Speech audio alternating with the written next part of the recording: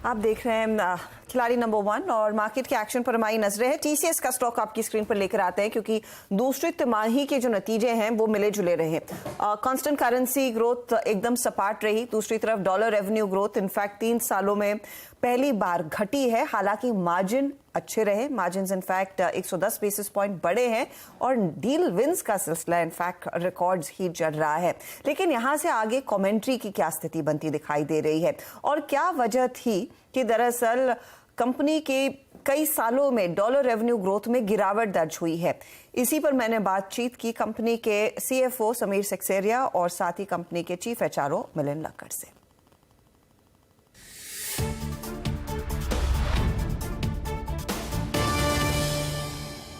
तो हमारे रेवेन्यूज़ जो रुपी टर्म्स में है वो 0.5% का इंक्रीज़ है और कांस्टेंट करेंसी टर्म्स में फ्लैटिश है, पॉजिटिव 0.1%। और अगर हम देखें तो जो फ़िलहाल परिस्थिति है मेनली मैक्रोस को लेके, उससे क्लाइंट्स काफ़ी कॉशियस स्टैंस ले रहे हैं और ये जो सिचुएशन है वो जनवरी से कंटिन्यू होते आ रही है। सो अगर हम क्वार्टर ऑन क्वार्टर बात करें, पिछले तिमाही से इस तिमाही में ज़्यादा परिवर्तन नहीं आया है, सिचुएशन सिमिलर रही है, ट्रेंड सिमिलर रहे हैं। जबकि दूसरी तरफ हम देखें तो हमारे डील विंस जो रहे हैं वो काफ़ी अच्छे रहे हैं एंड लास्ट 3 क्वार्टर्स में 10 बिलियन प्लस के डील्स आए हुए हैं in each of the quarters. So जो इंक्रीमेंटल रेवेन्यू आ रहा है ये डील्स में से वो एक्सपेक्टेड लाइंस पे आ रहा है, बट इन प्रोजेक्ट्स को, एग्जिस्टिंग प्रोजेक्ट्स के जो सिनेरियो को देखते हुए वो ऑफसेट कर रहा है। मार्जिन्स एक हाई पॉइंट रहे हैं इस पर्टिकुलर क्वार्टर में 24% पर, जहां पर लार्जली बाजार एक्सपेक्ट कर रहा था हल्की सी बढ़त देखने को मिलेगी। 110 बेसिस पॉइंट की जो ग्रोथ आई है, पहले क्या ये ग्रोथ सस्टेनेबल है और क्या ड्राइव कर रहा है इस पिकअप को? फैक्टर्स जो ये मार्जिन एक्सपेंशन ड्राइव किया है वो disciplined execution is the key thing. So हम हमारा यूटिलाइजेशन इम्प्रूव कर सके, प्रोडक्टिविटी ला सके थ्रू इनोवेशन एंड हमने हमारे सब कॉन्ट्रैक्टर कॉस्ट जो है वो फर्दर ऑप्टिमाइज किए। इससे ऑलमोस्ट 100 बेसिस पॉइंट्स मिले। फिर हमने लास्ट टाइम बात की थी कि जो हमारे डिस्क्रिशनरी एक्सपेंसेस है जैसे ट्रैवल है और बाकी जो नॉन एम्प्लॉय लिंक्ड एक्सपेंसेस है वो एक क्रिटिकल मास अचीव कर चुके हैं। तो हमने वहाँ पे ऑप्टिमाइज किया और हमको एडिशनल 35 बेसिस पॉइंट्स मिले, जबकि हमने हमारे इंफ्रास्ट्रक्चर पे इन्वेस्ट करना जारी रखा। सो अगर ये लीवर्स देखें, ये लीवर्स अभी भी हमारे पास अवेलेबल है एंड हम उनको कंटिन्यू करेंगे to get optimisation for it and subject to how things pan out in the few quarters. अगर हमें ग्रोथ वापस मिलती है तो ये जर्नी को हमको एक्सेलरेट ही करेगी ऑन मार्जिन। तो ग्रोथ पर मैं आऊंगी, लेकिन जो एम्प्लॉय कॉस्ट कम था, टीसीएस इज आस्किंग सारे एम्प्लॉयज को to come back to office, क्या वो कॉस्ट बढ़ा सकता है? और इस स्ट्रैटेजी में जो आपका 25 वाला प्लान था कि 25% आपके एम्प्लॉयज घर से काम करेंगे, वो क्या अब बैक बर्नर पर चला गया है प्लान? जो फर्स्ट ऑफ ऑल 25/25 का बात करूं मैं अगर, तो हमने ऐसा डिसाइड किया है ना, और कि बहुत काफी सोच के कि इतने सारे लोग हमको ज्वाइन किए हैं लास्ट 3 साल में जी। और उनको कैसे मालूम पड़ेगा कि टीसीएस क्या है, उनकी वैल्यूज का, उनका वे ऑफ वर्किंग कैसा है। और वो सब होता है जब साथ में बैठ के काम करते हैं। वो सब होता है जब कैंटीन में बैठ के सब बात करके अलग अलग चीजें बात करते हैं which is outside of work. हाँ, वो कैसी रिलेशनशिप बिल्ड होगी हमारे लोगों में अगर वो नहीं आए। It is not only about that 8 hours of working. There are a lot of other things which make what TCS is today, right? तो वो सब लाने के लिए हमने ये डिसाइड किया कि ये बहुत जरूरी है करना। Regarding your question on cost, से ऐसा है कि इंफ्रास्ट्रक्चर कॉस्ट तो वैसे भी हम लोग पूरा हमारा कॉस्ट जो है वही है, तो उसमें कुछ ज़्यादा बढ़ना नहीं है। जितनी भी ग्रोथ हुई थोड़ा सा हमको इन्वेस्टमेंट ज़्यादा करना पड़ रहा है, वो करेंगे हम लोग। उसमें कोई इट्स नॉट मटेरियल, तो I don't think that is going to impact the cost materially.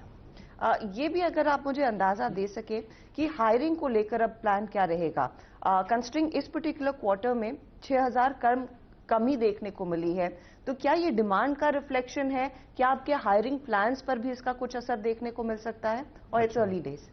अच्छा ऐसा है ना Harshada, let me make it very clear. ऐसा है कि ऐसा क्वार्टर बाय क्वार्टर नहीं देखना चाहिए इसको, कि हम लोगों ने, मैंने पहले भी कहा है बहुत बार कि हम लोगों ने बहुत निवेश किया है कैंपस हायरिंग में। जी हाँ। काफ़ी 18-24 महीने से हमने निवेश किया है, उसका फल हमको आज देखने को मिल रहा है। और वही कारण से ऐसा है, और फिर एट्रिशन भी कम हो रहा है। ये सब देख के हमने रिकैलिब्रेट किया हायरिंग, और उस हायरिंग कम हुआ कंपेयर टू जितना एट्रिशन हुआ, तो उसके कारण नेट हेडकाउंट नेगेटिव आया। लेकिन इसका मतलब ये नहीं है कि डिमांड कम है, डिमांड के कारण, और हम लोग because of market situation we are doing this, we are just basically looking into this from a stand point of what we invested in the past and how we are going to get the fruits out of it. और I would again reiterate that we should not link this negative headcount with anything to do with market. Okay आप double digit growth in fact की उम्मीद है, लेकिन क्या वो FY25 में आएगी? ये एक बड़ा सवाल है। कंसिडरिंग डील विंस देखने को मिल रही है तो बिजनेस आ रहा है, लेकिन क्या वो ड्राइव कर सकता है 25 तक, FY25 तक फिर से डबल डिजिट ग्रोथ, और सिर्फ TCS ही नहीं पूरी इंडस्ट्री के लिए? अगर हम फिलहाल का जो करंट एनवायरनमेंट देखें, अगर वो कंटिन्यू होता है तो सिमिलर थिंग्स कंटिन्यू होगी in terms of macros impacting existing projects and decisions, and they might want to reprioritize other things also if it continues for a longer time. लेकिन अगर सिर्फ जो डील विंस देखें और उसके मद्देनजर अगर हम देखें तो that should give the positive, and hopefully macros also should improve over a period of time. 2 quarter से ज़्यादा हो चुके हैं जब कि हम ये सिचुएशन देख रहे हैं, तो it should be improving. So on a combination of that, first we need to deliver FY24, and basis FY24 कैसे बनता है और उसका एग्जिट कैसे मिलता है, उस पर हमें FY25 का ज़्यादा क्लैरिटी मिलेगा। सेक्टोरली या फिर जिन वर्टिकल्स में आप काम कर रहे हैं, कितना पेन अभी भी आपको BFSI में दिख रहा है versus the last quarters? Manufacturing में कुछ ग्रोथ देखने को मिल रही है, energy has been very very good. क्या ये ड्राइव करेंगे, and will BFSI take a bit of a back seat for the rest of the year as well? अगर हम सीक्वेंशियली BFSI की बात करें तो sequentially BFSI has seen a growth. Last time negative था जी हाँ ओवरऑल, बट अगर ईयर ऑन ईयर देखें तो वो negative 0.5% है. So we have seen the pain coming through in BFSI in the past few quarters. The other two sectors which were most impacted were the telcos, CMI वाला sector और tech services. वहाँ पे pen है. जैसे आपने बात किया, manufacturing has been an outperformer and has been an outperformer क्योंकि हमने मार्केट शेयर गेन्स किए हुए. Manufacturing relatively over across verticals it has outperformed, and energy and utilities, as we have carved out, has also gained substantial mass to call it out separately, and वहाँ पे भी mid-teens growth देखा गया है. Generative AI पर काफी चर्चा हुई है और TCS भी बड़े पैमाने पर निवेश कर रहा है. किस तरह का ट्रेनिंग पाइपलाइन आप लोगों ने तैयार किया हुआ है, और क्या आपकी पूरी वर्कफोर्स दरअसल AI पर काम करने के लिए तैयार होगी इन द नियर फ्यूचर?